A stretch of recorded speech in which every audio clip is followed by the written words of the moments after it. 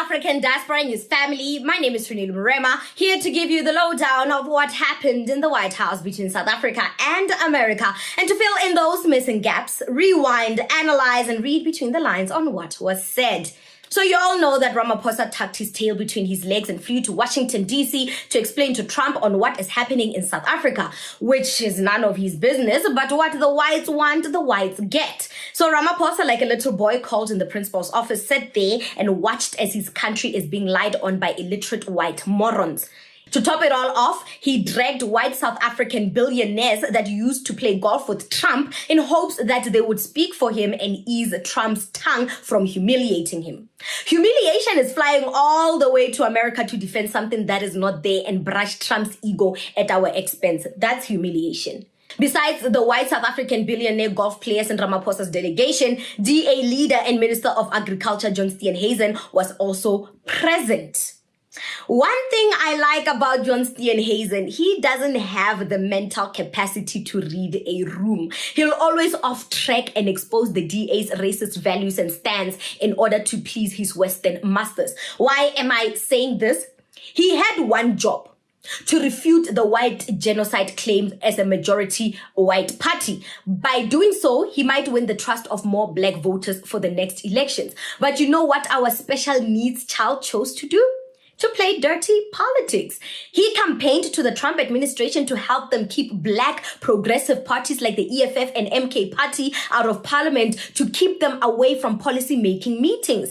He literally painted black progressive parties as the bad guy that fuel and promote the white genocide and hatred. By doing so, he exposed why the DA is in the government of national unity. It is there to keep black progressive leaders out of South African politics. It is there to make sure that black leaders like Julius Malema are not in parliament to represent and advocate for black people. And with Trump's administration, a white supremacy movement which aims to protect and promote the private market's interest in the global economy, endorsing the DA that protects the interests of private markets in Southern Africa. Together, they keep black progressive parties from representing the unprivileged majority black in parliament and keep them away from policy making decisions that will affect them.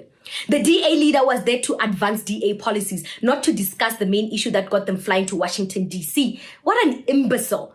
I also want to just say this, that the two individuals that are in that video that you've seen are both leaders of opposition minority parties in South Africa.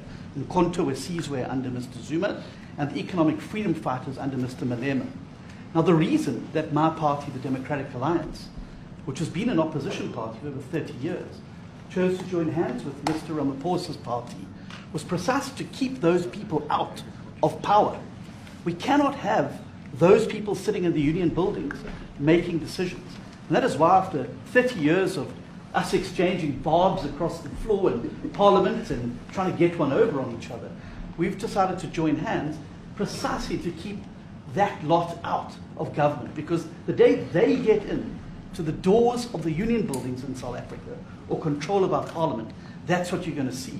And that is why this government, working together, needs the support of our allies around the world so that we can strengthen our hand, grow our economy, and shut the door forever on that rabble getting through the doors of the union buildings, because then South Africa's future would be... So you denounced that type of language in the video that you saw?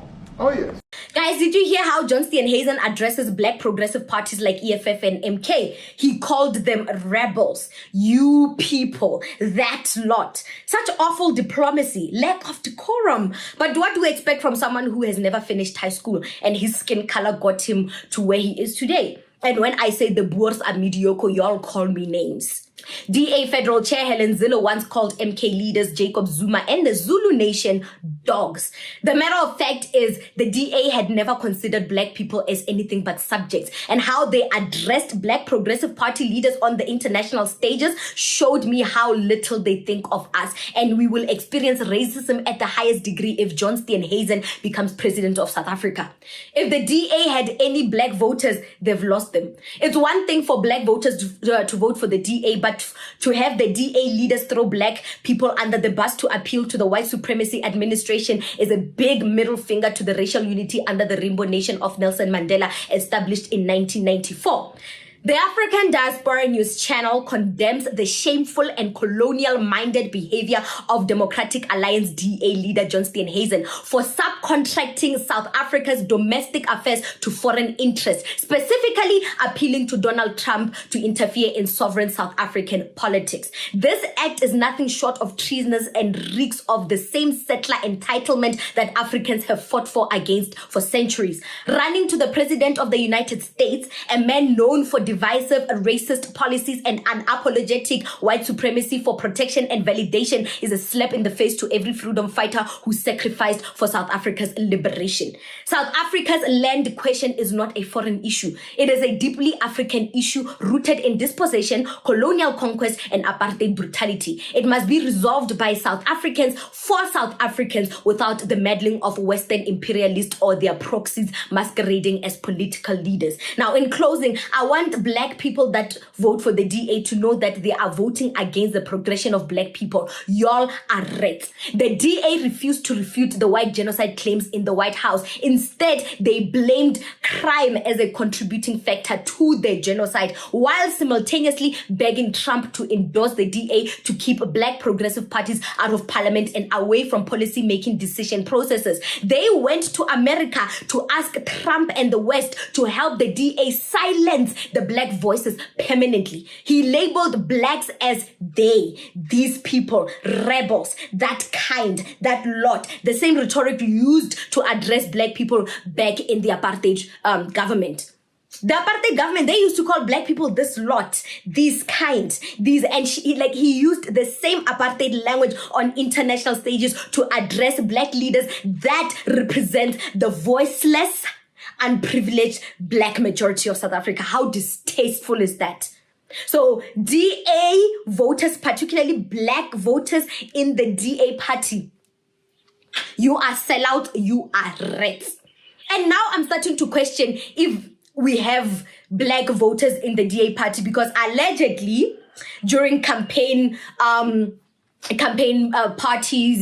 campaigning for elections and everything, apparently and allegedly from my source, the DA picks out street kids, people that are homeless people. They pick them out, black homeless people, by the way, in Cape Town. They pick them out, give them DA shirts, give them a meal for a day in order for them to vote, in exchange for votes.